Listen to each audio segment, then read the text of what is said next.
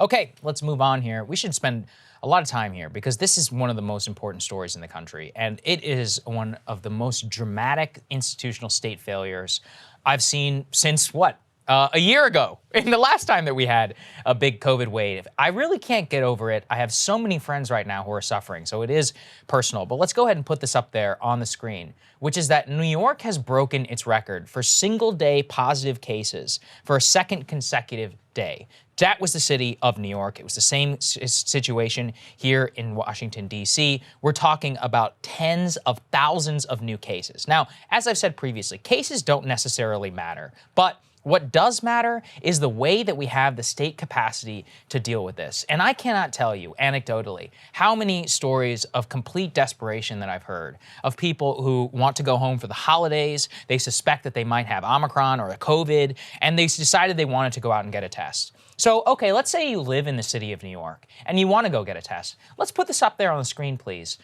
This is a video taken in Harlem of the COVID testing line.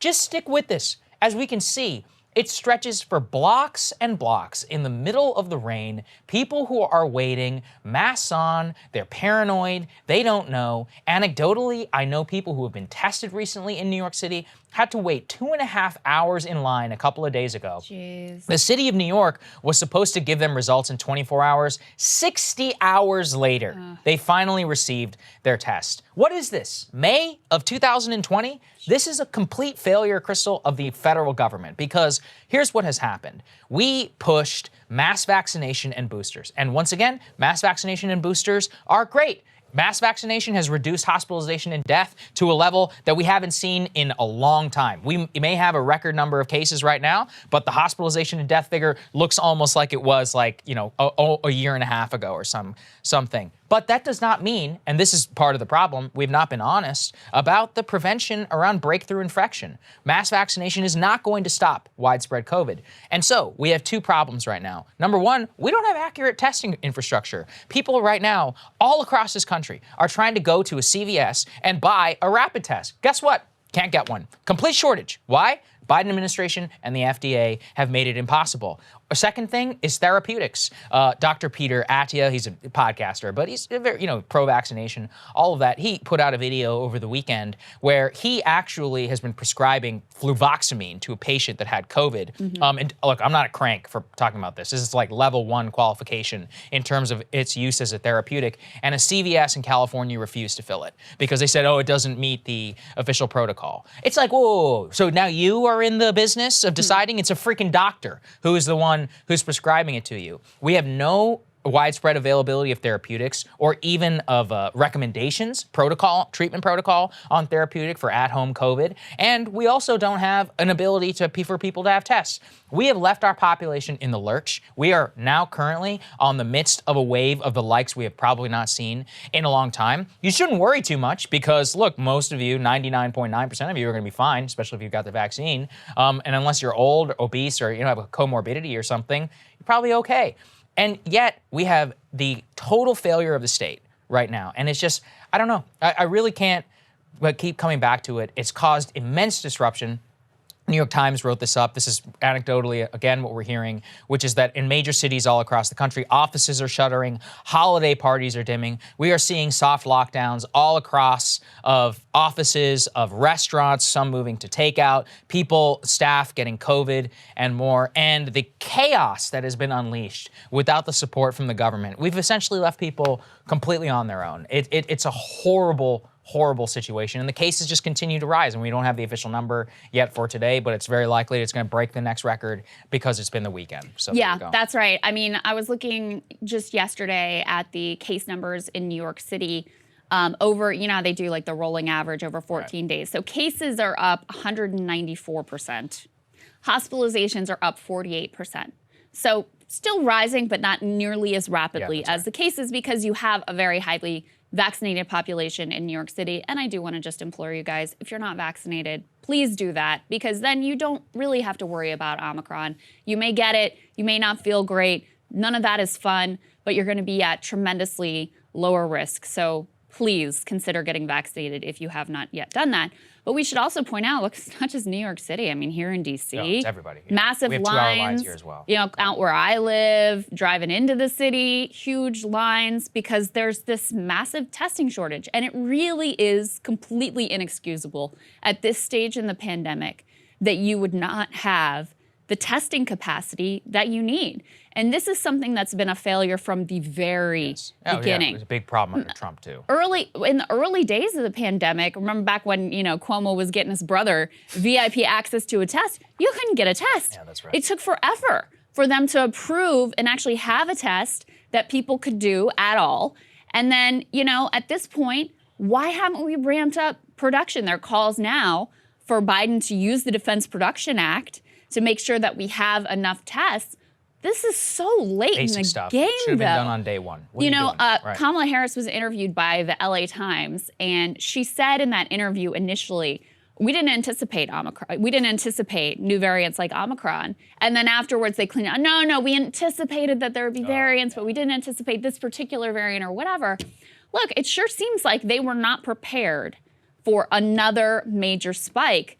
And the proof is in that line right there in the street. I mean, I feel so bad for those people, especially if you're feeling lousy. Oh, yeah. You're waiting there. There were kids in that line having to wait out there for hours in the rain just to find out whether or not you have COVID. That's absolutely pathetic. With regard to the soft lockdowns, remember at the beginning phases of the pandemic, one of the things that we tracked quite a bit was that actually the sort of change in people's behavior and the number of businesses that were shut down and the amount of spending that was happening in restaurants and retail, brick and mortar retail, it didn't depend that much on what the official state government policy was. People were assessing the risk for themselves and taking it upon themselves to stay home or close their restaurant or close their shop or close their office building.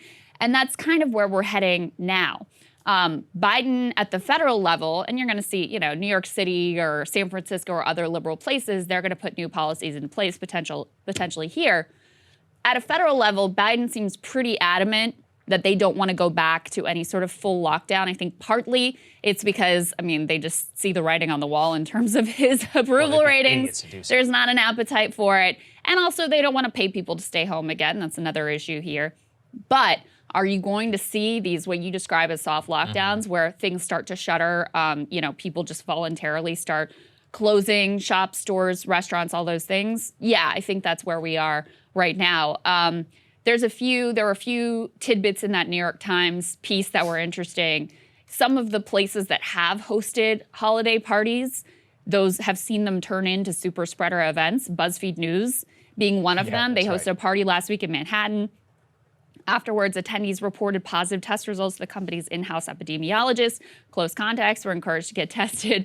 But I love this nugget at the end. They assure us that, don't worry, the World Economic Forum at Davos is still planning on being held a month from now. So don't worry, guys. You can still attend Davos. All the, you know, global ruling elite will be able to gather. Don't worry. That's the other thing that pisses me off. People out there are waiting for a free test. You know how you get a test? I've had to do it before. Whenever we had 2 scares while we were at Rising. Yeah. But what did I know? I know you couldn't rely on the state in order to give you a timely test. It cost me $250 to go get a rapid PCR. It was $500. That was only 2 tests. Wow. You can go get them if you want. So if you're rich and you're working at Davos or whatever, yeah, you're completely fine. You can go and you can pay completely an arm and a leg and you can get a result very quickly. But if you're poor, or if you don't want to spend any money, yeah, you're screwed. And that's why the soft lockdown is a consequence, I think, of government policy. If we had accurate ability to test, and in order to make sure that we had, you know, sufficient ability to have confidence both in the consumer and on the restaurant side in order to stay open, then we would be fine.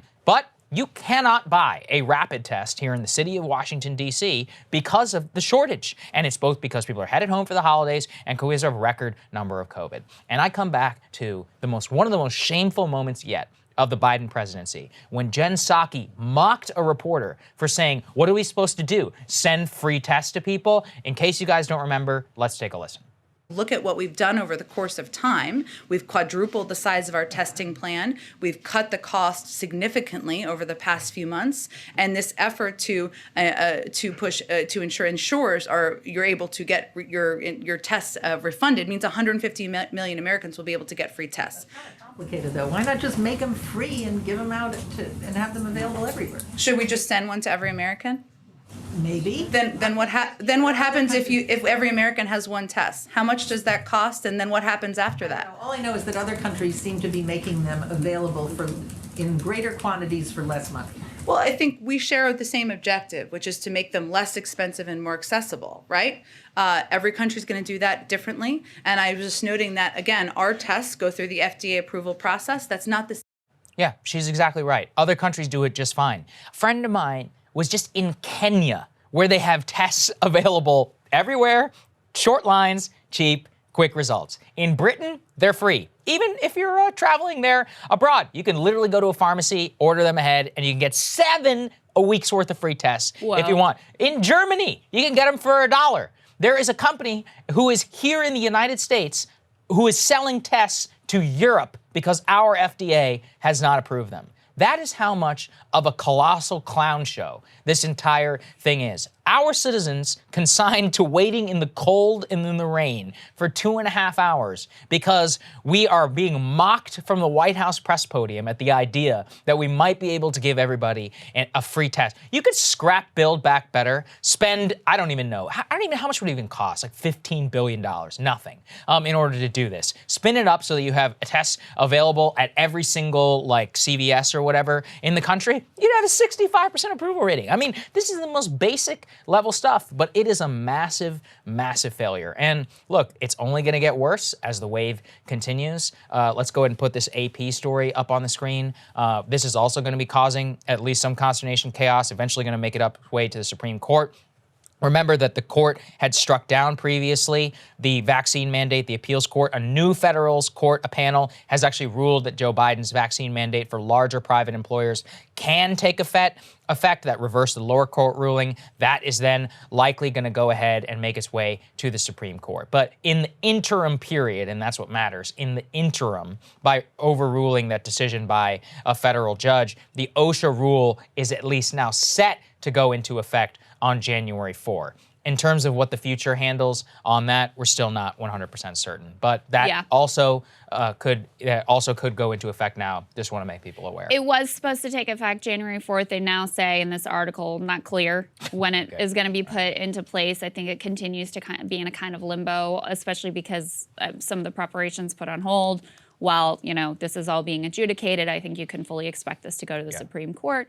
This is one of those issues where looking at historical precedent, it seems like the precedent for this is pretty safe and pretty clear, but you have a very conservative Supreme Court that is not afraid to break with precedent. Yeah, it's possible. We don't know. It seems so, I would expect it to be upheld based on the fact that you've had much more stringent vaccine mandates upheld in the past, but we'll wait to see what way that goes. Another thing that I was just thinking about while we were talking about the total lack of tests and unavailability of tests is obviously, this is supposed to be vaccine or test. You're supposed to, if you're not vaccinated, the requirement is that you get a weekly test.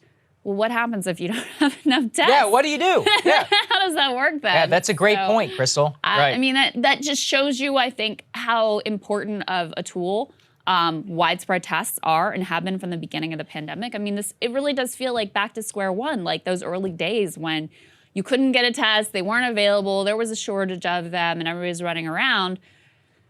How are we back there again when, it was obvious that it was possible there would be another variant that would come in that potentially would cause more breakthrough infections or possibly jump the vaccine altogether? Thank goodness, again, with regard to severe illness and death, the vaccines are still very effective against Omicron. That's what it looks like so far, but a lot of breakthrough infections causing these huge spikes in cases. And one other thing that I want to say about Omicron is there's some indications, although it's a little bit mixed and a little bit too early to say that it is a milder disease. Yeah, we don't know yet. Right, but when you have it so transmissible and widespread, you're still going to end up with Yeah, higher numbers. higher numbers of hospitalization and death, just because you take like a pretty good number in the, less severe illness and multiply it by a really bad number in the level of infectiousness, you're going to get a pretty bad number. So still don't know 100% the level of severity of the disease, but that's what we do know. I do want to focus on one thing, which broke last night, so we don't have an element, but there was a statement that put out by the White House, which I've been thinking a lot about what you said, which is that, does our public discourse reflect the fact that 85% of adults in this country have had one dose of the vaccine? Vast majority of people, if you told me a public policy had been implemented where 85% of the US public, I'd be like, wow, that's a lot, right? That'd be one of the most successful public policies of all time. Yet the White House put out a statement last night saying, we are intent on not letting Omicron disrupt work and school for the vaccinated. You've done the right thing. We will get you through this. For the unvaccinated, you're looking at a winter of severe illness and death for yourselves, your family, the hospitals you may soon overwhelm. I just don't think that speaking that way is productive whatsoever, and also not reflective of the general picture of the country. Yes, of course, if you're unvaccinated, you are much more likely to end up in the hospital and die. But I just think speaking that way, look, you are not going to convince one goddamn person. At this point, maybe you weren't going to anyway. Yeah. I mean, I don't know. I just think that speaking this way is ridiculous. I don't mind this messaging. To me, this is more the direction that they should have been going in from the beginning, because when they started to be, to focus on boosters and the vaccines aren't enough, that gives you a little bit of a sense of like, oh, maybe these vaccines weren't that good. Oh, I see what you're saying. Here, there's a clear distinction of like, look, if you're vaccinated, you're probably going to be good. Yes. It's this group over here that at this point has had an abundant, option and availability to be able to get vaccinated. You all are the ones who are going to be in trouble this winter. So I actually don't mind that messaging. To your point, does any messaging from the White House matter at this point? No, I don't think it matters. No, I don't think it matters either. I mean, listen, who knows? Maybe there's like some people on the margins or something that'll be persuaded. I personally think they should have been talking more like this from the very beginning of, if you get vaccinated, you're going to be able to live much closer to a normal life with a lot less fear. Yeah. And then you would have potentially, the people who would listen to that are people like who live here, the sort of, liberal suburbanites who are more freaked out about COVID. They might relax a little bit. That puts less pressure on local officials to have, closed down shoes and schools and mask mandates. Did I just say closed down shoes? Anyway. We should close down shoes. There's a big problem with supportive shoes, but that's a whole other discussion. Close down schools, mask mandates, and the other policies that they are pushing public officials to ultimately do that I know you're going to be tracking in your monologue. Yeah, that's right. I just am really struck by, we are seeing mass paranoia, panic sweep through schools that are closing, which I'll get to. We are seeing a complete lack of tests. How are you supposed to have a vaccine or test mandate when you can't get any damn tests? It's basically just probably going to become a vaccine mandate, so then people are going to get fired. Look, to your point, if we just made it so like, look, you got it, you're good. Yes, you might get a cold and flu, so be it. That's life. We can move on. What do you do when you have a cold? You go to CVS, you buy some Dayquil, and you go, hey, this really sucks. And if it's really bad, you go to the doctor and they swab you, and they're like, you have influenza type A or whatever. And then you stay home for a couple of days. Should be the same thing, and yet that's not the way that we're looking at it. Hey guys, thanks so much for watching. That's right. Just as a reminder, you can become a premium subscriber today. Watch the full show completely uncut, our reactions to each other's monologues. You get to listen to it. You get to ask us questions, all that good stuff. Link is right there in the description or at breakingpoints.com. Best of all, great way to say screw you to the mainstream media.